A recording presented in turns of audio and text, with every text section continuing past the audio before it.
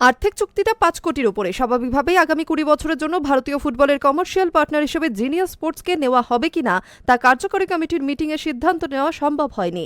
সবাই এখন তাকিয়ে রয়েছেন জেনারেল বডির মিটিংয়ের দিকে। আর্থিক চুক্তিটা ৫ কোটির ওপরে। স্বাভাবিকভাবেই আগামী ২০ বছরের জন্য ভারতীয় ফুটবলের কমার্শিয়াল পার্টনার হিসেবে জিনিয়াস স্পোর্টসকে নেওয়া হবে কিনা তা কার্যকরী মিটিংয়ে সিদ্ধান্ত নেওয়া সম্ভব হয়নি। সবাই এখন তাকিয়ে রয়েছে জেনারেল বডির মিটিংয়ের দিকে, কারণ সংবিধান অনুযায়ী ৫ কোটির ওপরে কোনো আর্থিক বিষয়ে সিদ্ধান্ত নেওয়ার অধিকার ফেডারেশনের কার্যকরী কমিটির হাতে নেই। সিদ্ধান্ত নিতে পারে একমাত্র ফেডারেশনের জেনারেল বডি। আর সেই কারণেই ভারতীয় ফুটবলের কমার্শিয়াল পার্টনার নিয়ে সিদ্ধান্ত আটকে রয়েছে। স্বাভাবিকভাবেই প্রশ্ন উঠছে, যদি কমার্শিয়াল পার্টনার ঠিক করার অধিকারের ক্ষেত্রে জেনারেল বডির হাতে থাকে, তাহলে সেই জেনারেল বডির মিটিং কেন ডাকা হচ্ছে না? খোঁজ খবর নিয়ে যা জানা যাচ্ছে, ভারতীয় ফুটবলের সংবিধান অনুযায়ী এই মুহূর্তে জেনারেল বডির মিটিং ডাকলে ১৫ জন ফুটবলারকে নথিভুক্ত করতে হবে, কিন্তু সেই ফুটবলারদের নাম নথিভুক্ত হয়নি বলেই জানাচ্ছে জেনারেল বডি।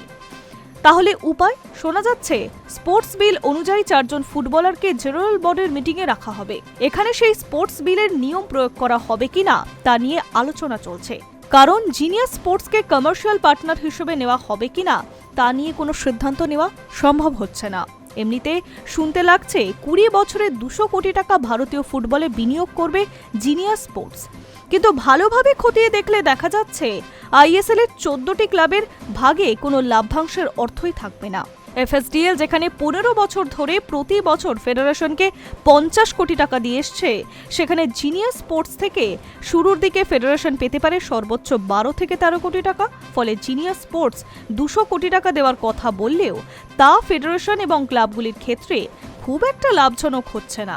আর কমার্শিয়াল পার্টনার ঠিক করার জন্য যে বিড হয়েছিল, তাতে চুক্তিপত্রে পরিষ্কার বলা হয়েছে ক্লাবগুলি পাবে ৬০% শেয়ার, কমার্শিয়াল পার্টনাররা পাবে ৩০% এবং ফেডারেশন পাবে লভ্যাংশের ১০%। আর লাভ হোক কিংবা ক্ষতি, প্রতি বছর বিনিয়োগের ২০% ফেডারেশনকে দিতে বাধ্য থাকবে কমার্শিয়াল পার্টনার। এর ওপরে লভ্যাংশ ১০%। জিনিয়াস স্পোর্টস বিডে অংশ নেওয়ার জন্য যে শর্ত দিয়েছে তাতে জানা যাচ্ছে ২০ বছরের চুক্তির শুরু থেকেই প্রতি বছরের জন্য ১০০ কোটি টাকা দেবে না। শুরুর দিকে লিগ চালানোর জন্য জিনিয়াস স্পোর্টস খরচ করবে বছরে ৬০ কোটি টাকা। এর ২০% অর্থাৎ ১২ কোটি টাকা পাবে ফেডারেশন, কিন্তু ক্লাবগুলি জিনিয়াস স্পোর্টস শুরুর দিকে কোনো লাভের কথাই বলছে না। ফলে লাভ না হলে ক্লাবগুলির লভ্যাংশ পাওয়ার কোনো সম্ভাবনাই নেই। কবে থেকে লাভ পাওয়া সম্ভব হবে চুক্তিতে সেই কথাও লেখা নেই। ফলে লিগ থেকে ক্লাবগুলির ঠিক কবে লভ্যাংশ পাবে কেউ বলতে পারছে না। পাশাপাশি আগের বছরে ৫০ কোটি টাকা পেয়ে বিভিন্ন প্রতিযোগিতা চালানোর পাশাপাশি জাতীয় দলের শিবির থেকে নানা খরচ চালাতো ফেডারেশন। এখন বছরে ১২ থেকে ১৩ কোটি টাকার মধ্যে ফেডারেশন তাদের যাবতীয় খরচ কিভাবে চালাতে পারবে কেউ ব্যাখ্যা খুঁজে পাচ্ছে না। ক্লাবগুলি যেহেতু ৬০% শেয়ার অংশীদার, আর তাই একযোগে এই ধরনের চুক্তির বিরোধিতা করতে শুরু করেছে তারা।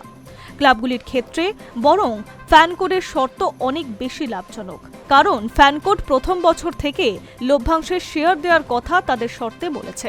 তবুও ক্লাবগুলি চূড়ান্ত সিদ্ধান্ত নেওয়ার আগে একবার জিনিয়াস স্পোর্টস কর্তৃপক্ষের সঙ্গে আলোচনায় বসতে চাইছে। সরাসরি বসে আলোচনা করে বুঝে নিতে চাইছে জিনিয়াস স্পোর্টস ক্লাবগুলির জন্য ঠিক কী প্রস্তাব দিচ্ছে। তবে ক্লাব প্রতিনিধি বা জিনিয়াস স্পোর্টসের সঙ্গে মিটিংয়ের কথা ঠিক হলেও উভয় পক্ষের সেই মিটিং এখনও পর্যন্ত হয়ে ওঠেনি। Hi news network.